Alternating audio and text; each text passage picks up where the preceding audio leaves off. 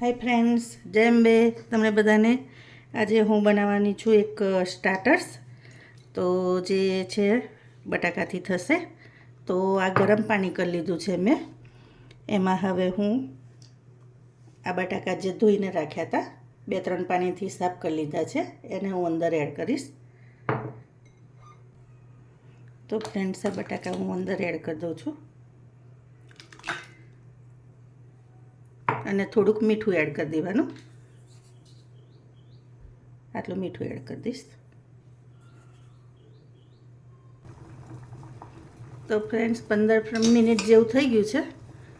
બટાકા જોઈએ હજી કાચા છે, હજી થોડી વાર રવા દઈશું. હજુ 5 મિનિટ રાખી મૂકીએ, પછી એને કાઢી લઉં. તો ફ્રેન્ડ્સ, આપણા બટાકા થઈ ગયા છે. હવે હું એને કાઢી લઈશ. કાઢીને ઠંડા કરી લઈશ. જો ફ્રેન્ડ્સ, બટાકા થોડાક ઠંડા થવા આવે એટલે આવી રીતે એને સ્મેશ કરી લેવાના.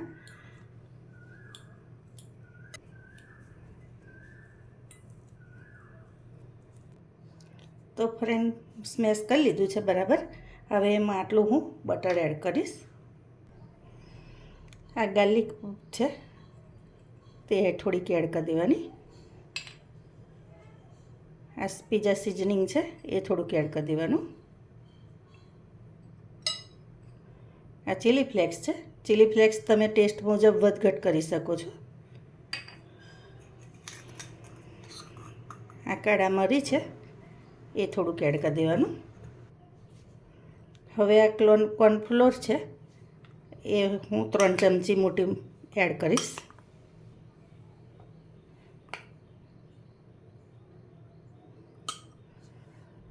હવે આ બધું પ્રોપર મિક્સ કરી લેવાનું.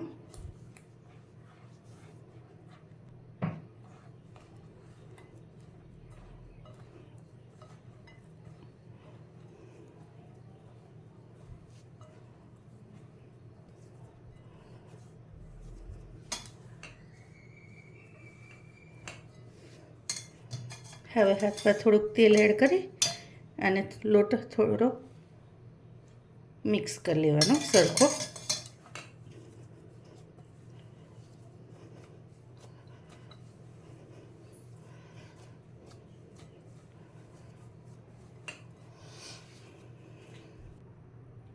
હવે આમાંથી થોડુંક નાનું લુવું લઈ લેવાનું.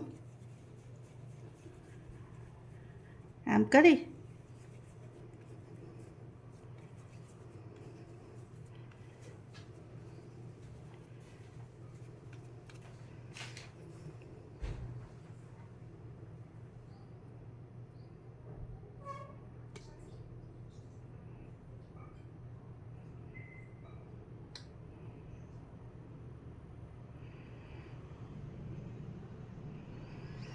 આવી રીતે બધી જ ટીકી બનાવી દેવાની.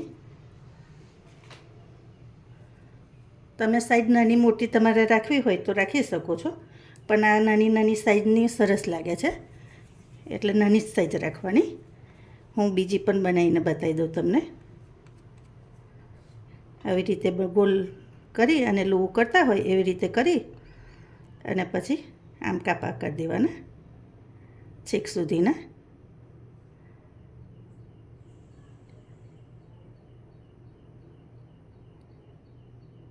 આ દેખાય છે એ સરસ અને ટેસ્ટમાં પણ ખૂબ સરસ લાગે. જોઈને આવી રીતે હું બધી ટીકી કરી દઉં. તો જો ફ્રેન્ડ્સ, મેં બધી આવી રીતે બધી જ ટીકીને આવું કરી લીધું છે. હવે આપણે એને ફ્રાય કરી લઈએ. તો જો ફ્રેન્ડ્સ, મેં તેલ મૂકી દીધું હતું. હવે એ તપી ગયું છે તો આને ટીકીને એડ કરી દેવાની અંદર અને એને મીડિયમ તાપે જ થવા દેવીશું.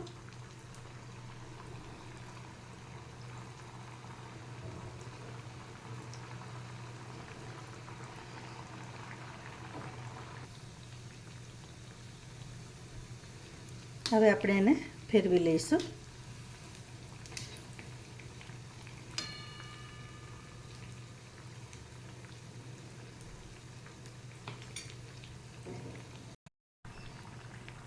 તો જુઓ ફ્રેન્ડ્સ, સરસ તરાઈ છે.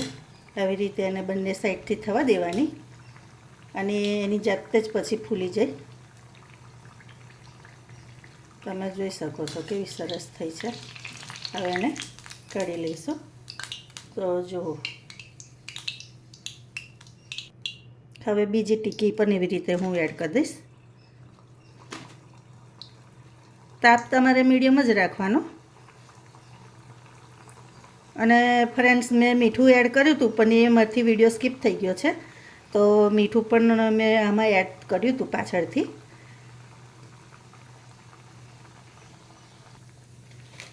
હવે એને ફરી ઉથલાઈ દેવાનું, બધી જ ટીકીને આવી રીતે. તમે મને ફ્રેન્ડ્સ આનું શું નામ રાખવું એ મને કોમેન્ટમાં જરૂરથી કહેજો. આનું નામ હું નથી મને ખબર પડતી શું કહેવાય. તમે ટ્રાય કરજો અને મને કહેજો.